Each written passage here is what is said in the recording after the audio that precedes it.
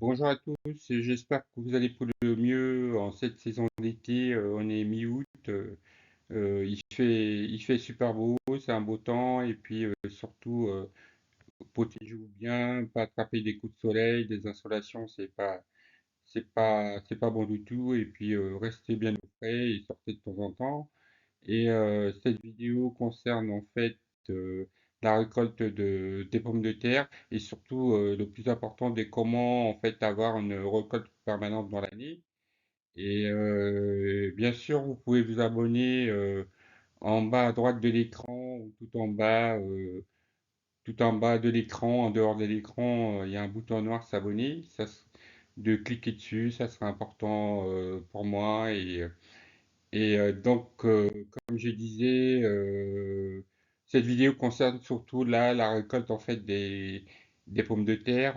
Cette année, ça a été une excellente récolte.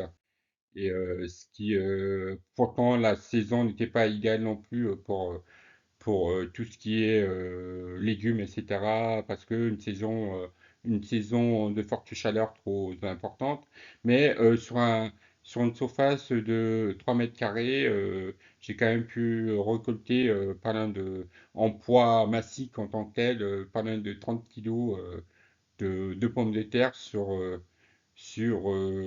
un sachet de 2 kilos à peu près que j'ai sémé. Et donc la technique en fait, pour moi dans mon esprit, c'est de partir sur, euh, sur un terrain gazonné tout simple et de le laisser en friche et puis d'accumuler au fur et à mesure en fait des tas d'herbes et puis aussi des bouts de bois, etc. De faire un genre de système en lasagne naturel et, euh, et accumuler, faire du cumulatif en fait.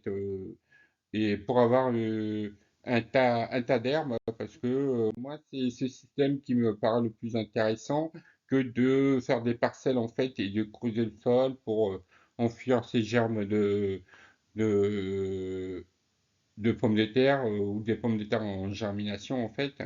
Et surtout bien parceller son tas d'herbes et ensuite de mettre tout ce qui est organe végétal, etc. Tout ce qui est organique en fait en décomposition. Et bien sûr, après tout ça, mais vous pouvez le faire très très rapidement avec une pomme de terre. Avec les pommes de terre, c'est tout ce qu'il y a de plus rapide. Donc après avoir accumulé tout ça, ce tas de biomasse ou d'herbe en fait, où il faut quand même un volume important, hein. Là, j'ai fait un dessin, c'est toutes les pommes de terre en germination que j'ai mis en terre au mois d'avril. J'ai déjà fait une vidéo dessus. Vous pouvez aller voir sur ma playlist, ça doit être dans la playlist de semis. Donc là, j'ai mis en terre une cinquantaine de petits pommes de terre en gestation, en germination. Et sous cette butte-là, où j'ai amendé aussi de, de cotton cheval, de paille de cheval, etc.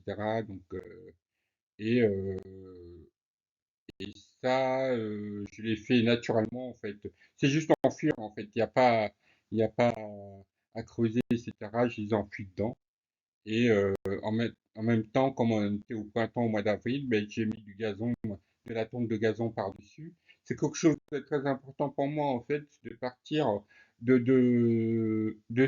faire de la culture permanente en fait, en mettant que des éléments naturels et puis aussi vous faire partager cette passion de retour aux éléments naturels en fait.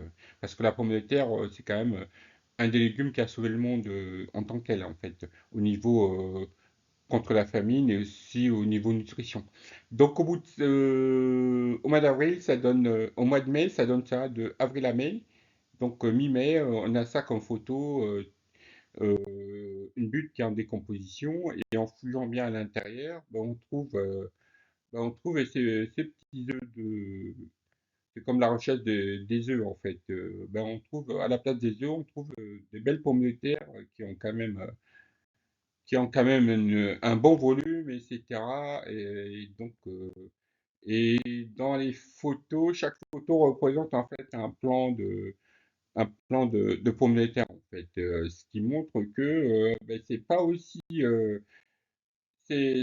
c'est pas aussi mauvais que ça en fait, parce que par plan, par tige de pommes de terre, de plants de pommes de terre, on réussit quand même à en avoir une dizaine, quoi. C'est qui est pas mauvais du tout par rapport à la saison qui a été quand même assez compliquée, parce que on a eu déjà dès le départ un printemps assez chaud et du coup, ben, je me dis que ben, c'est ce système de, de, de, de mise en but en fait des tomates germées, c'est peut-être une des meilleures solutions en fait.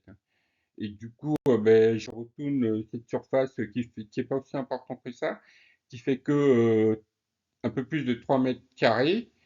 Et j'ai réussi quand même à récolter pas loin autour de 30 kilos de pommes de terre en fait, ce qui est déjà très très intéressant pour une consommation personnelle. Et que mon but dans le futur, et je l'ai déjà fait sur notre parcelle, c'est de pouvoir en fait en prendre au gré du temps, de mes besoins. Si j'ai envie par exemple de cuisiner un plat à base de pommes de terre, ben, d'aller me servir euh, normalement d'enfoncer ma main dans la bite et d'en trouver au fur et à mesure.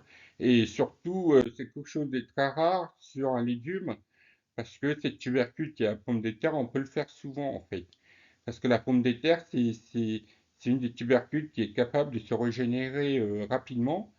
Il suffit juste d'un écosystème stable, ça veut dire un peu de soleil pendant un moment, pendant 3 semaines, de la pluie, et c'est reparti, elle germe, elle peut germer une pomme de terre peut germer 2 à 3 fois dans l'année, quoi. Donc c'est vraiment le légume le plus performant en fait en tant qu'elle parce qu'elle n'a pas besoin d'un sol riche, etc. Et de par mon expérience personnelle, là, je vois que sur une parcelle en but, comme celle-là, avec de la mauvaise herbe et tout ce qu'on peut trouver, de la paille, de la tonte, aussi ce qui est important aussi, c'est de mettre en, en dessous entre le sol et puis tout ce qui est mauvaise herbe, de mettre des petits troncs d'arbres, etc. Ça va permettre vraiment aux pommes de terre de vraiment bien se caler et puis de se former en fait. Là, vous pouvez voir par exemple sur cette photo, là c'est juste une, une tige en fait, un plant de pommes de terre en tant que tel, et ben, le plant il est là avec la tige, et vous avez toute cette racine qui se forme en fait. Là, on doit en avoir, là déjà il y en a 3 4 5 6 7 8 9 10 10 disons 12 pommes de terre sur un seul plant. Donc c'est que ce qui est déjà intéressant. Là déjà, par plan, on doit déjà avoir un kilo et demi, quoi. Donc ce qui est incroyable, ce qui est vraiment pour moi quelque chose de vraiment intéressant. Et c'est surtout de vous demander, je fais un plan, une parcelle de pommes de terre de manière naturelle. Qu'est-ce que j'en fais? Ben, l'idéal pour moi, de mon point de vue personnel, c'est de s'en servir de temps en temps et de pas faire une récolte brute en tant que telle. Par exemple, on est au mois d'août, c'est la période de récolte. Oui, c'est bien, mais est-ce que j'en ai vraiment besoin? À la rigueur, là, je le fais pour la vidéo, mais je le fais aussi, bon, tous les 30 kilos que j'ai faites, ben, je vais les utiliser, bien sûr, elles vont germer. Il y en a certaines qui ont germé, que j'ai remises en terre, hein. Là, sur la photo, vous n'avez pas toutes les. toutes les plantes et je les j'en ai remis pas mal en terre, hein, bien sûr.